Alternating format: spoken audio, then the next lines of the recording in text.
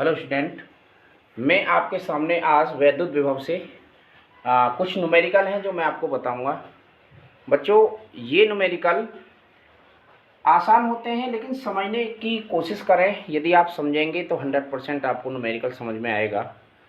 बच्चों, हमें मेहनत पर अपनी पर विश्वास रखना चाहिए। यदि इंसान अपने जीवन में मेहनत करेगा तो उसे 100% कामयाबी मिलेगी।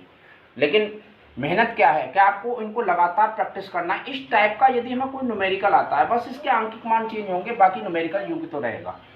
तो आपको ये कह रहा है 5 गुणा 10 की पावर -7 कूलम तथा -5 गुणा 10 की पावर -7 कूलम के दो बिंदु आवेशों के बीच की दूरी 1 सेंटीमीटर है।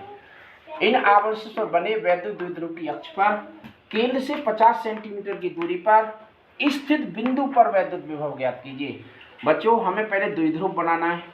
द्विध्रुव क्या होता है कि परिमाण में दो आवेश बराबर हों परंतु विपरीत हों और उनके बीच की दूरी 12 हो, तो ऐसा जो निकाय होता है वो वैद्युत द्विध्रुव कहलाता है।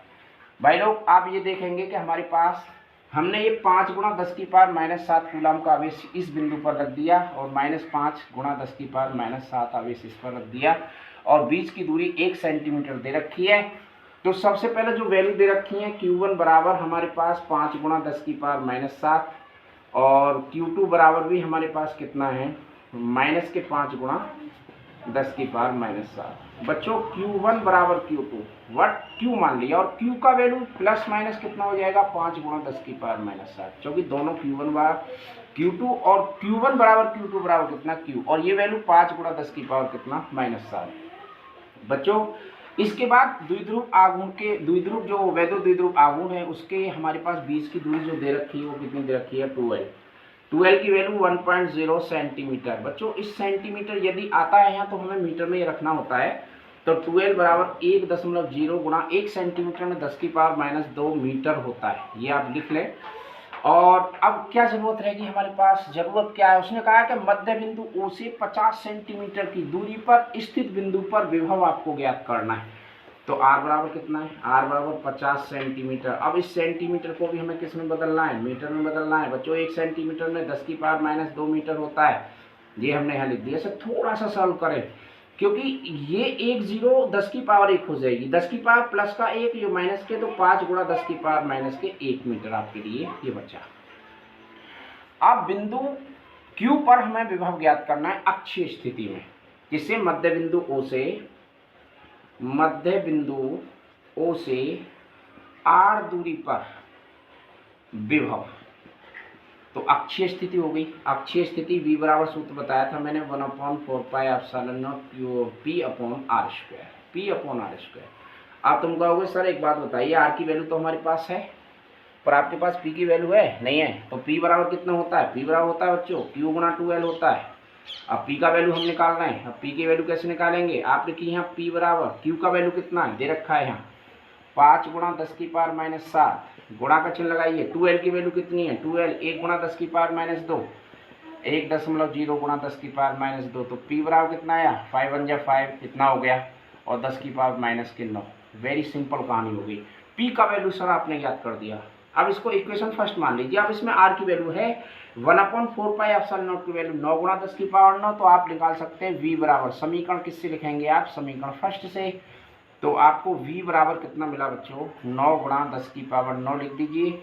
P की वैल्यू हम निकाल चुके हैं आपके पास कितना 5.0 गुणा 10 की पावर -9 बटे R की वैल्यू हमारे पास 5 गुणा 10 की पावर -1 और घात कितनी 2।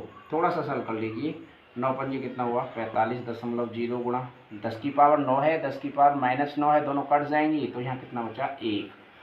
5 का वर्ग 25 होता है बच्चों और 10 की पावर -2। बच्चों, अब हमें ये थोड़ा सा सरल करना है, इसे ऊपर ले जाइए तो हो जाएगा 45.0 गुणा 10 की पावर 2 बटे कितना 25। अब 10 की पावर 2 का मतलब 100 होता है, तो आप लिख सकते हैं ना P बराबर 45.0 गुणा 100 बटे कितना हो गया आपका 25, 25 से भाग कर दीजिए, 25 चौका 100, तो V बराबर कितना बचा 45.0 गुणा 4 या V बराबर 5 चौक 20, 2 4 चौक 16 और 2 कितना 18, 180 वोल्ट आपके लिए वैद्युत विभव हो गया। पहला सवाल बहुत अच्छा सवाल, आपकी समझ में आया होगा। बच्चों, अब मैं आपके लिए दूसरा सवाल। बच्चों, क्वेश्चन नंबर 2 है आपका क्वेश्चन नंबर 2 क्या है, एक वैद्युत क्षेत्र में किसी बिंदु x पर विभव V बराबर 5x² माइनस के 2x प्लस के 10 वोल्ट, जहां x मीटर में है, बिंदु x बराबर 1 मीटर पर वैद्युत क्षेत्र की तीव्रता ज्ञात कीजिए। वैद्युत क्षेत्र की तीव्रता ज्ञात करनी है। बच्चों इसमें दे क्या रखा है, हमें दिया है इसने V बराबर दे रखा है 5x² माइनस के 2x प्लस के 10, क्या दे दिया, वोल्ट। और बच्चों कितने पर, x बराबर 1 मीटर पर हमें क्या ज्ञात करना है, वैद्युत क्षेत्र की तीव्रता।